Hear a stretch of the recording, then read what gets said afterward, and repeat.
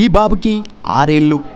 ఈ చిన్ని పాదాలు అటు ఇటు తిరుగుతూ అందనంత దూరం పరిగెత్తే వయసులోనే ఇలా వణుకుతూ అలా అడుగులు వేయకుండా మంచానికే పరిమితమయ్యాయి. బాబు అలా ఉన్నాడు అని నాకు తెలియగానే నేను వెంటనే వాళ్ళ ఇంటికి చేరుకున్నాను.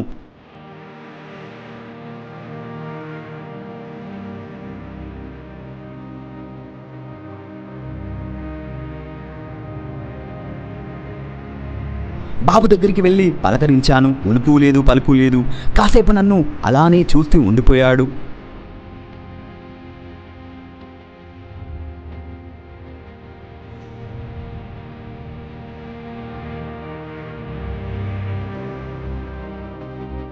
నేను మాట్లాడుతుంటే ఒక చిన్న చిరునవ్వు నవ్వాడు. బాబుని చూస్తుంటే జాలేస్తుంది, గుండె పగిలేంత బాధేస్తుంది. ఎందుకు ఆ దేవుడా ఈ బాబుని ఇలా పుట్టించావు అని అనాలనిపిస్తుంది. కానీ ఎవరిని ఏం అనలేము కదా. ఏమైందో ఏమో కానీ బాబు పుట్టినప్పటి నుండి ఇలానే ఉన్నాడు. బయట తనతోటి పిల్లలందరూ కూడా ఆడుకుంటుంటే తను మాత్రం అమ్మని చూస్తూనే మౌనంగా ఉండిపోతాడు. బరువు పెరిగిన కొడుకు ఏనాడు అమ్మకు భారం కాలేదు. ఇప్పటికీ అమ్మ కొడుకుని కనురెప్పల్లా కాపాడుకుంటుంది. బాబుపై అమ్మ ప్రేమ ఎంత ఉన్నా కానీ చేతిలో డబ్బులు లేని పరిస్థితి.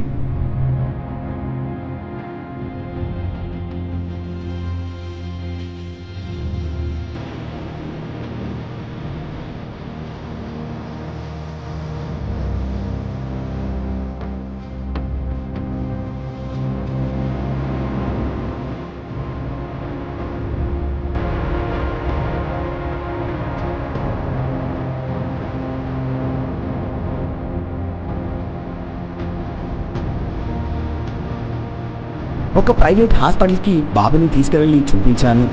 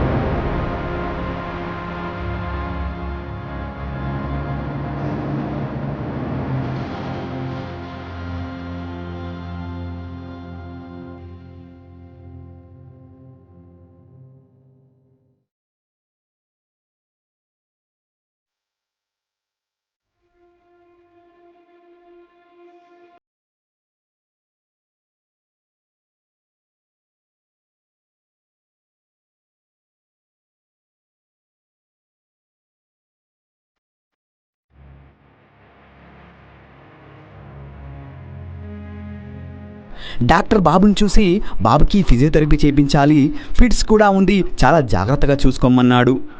1 మంత్కి సరిపడా టాబ్లెట్స్ సిరప్ రాసిస్తున్నాను, అవసరమైతే హయ్యర్ డాక్టర్ కూడా చూపించాలి అని అన్నాడు.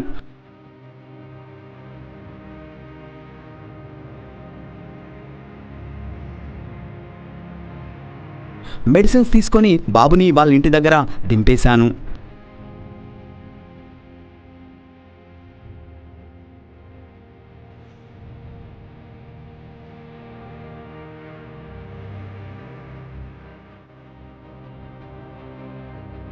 హాస్పిటల్లో చూపించి బాబుని వాళ్ళ ఇంటి దగ్గర దింపేయడం నాకు ఎందుకో నచ్చలేదు. ప్రొద్దున్నే వెళ్ళి బాబుని కలుద్దామనుకున్నాను. కారు దిగి వాళ్ళ ఇంటికి చేరుకున్నాను.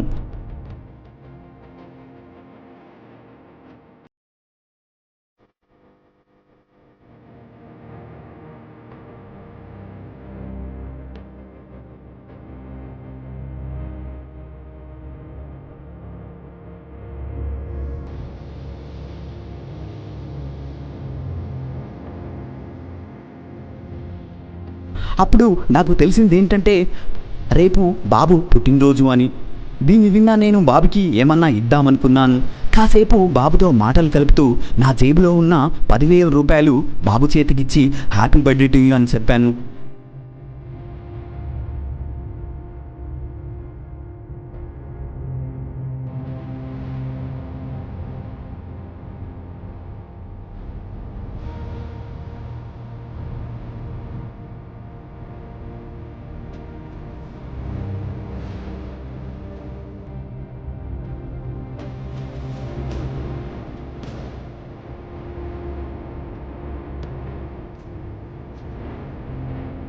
రూపాయలు చూడగానే వారి ఫ్యామిలీ మెంబర్స్ హ్యాపీగా ఫీల్ అయ్యారు.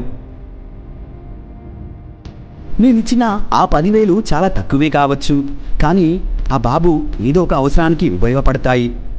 మరొక మంచి వీడియోతో మళ్ళీ కలుద్దాం. మీ నరేష్ నాని.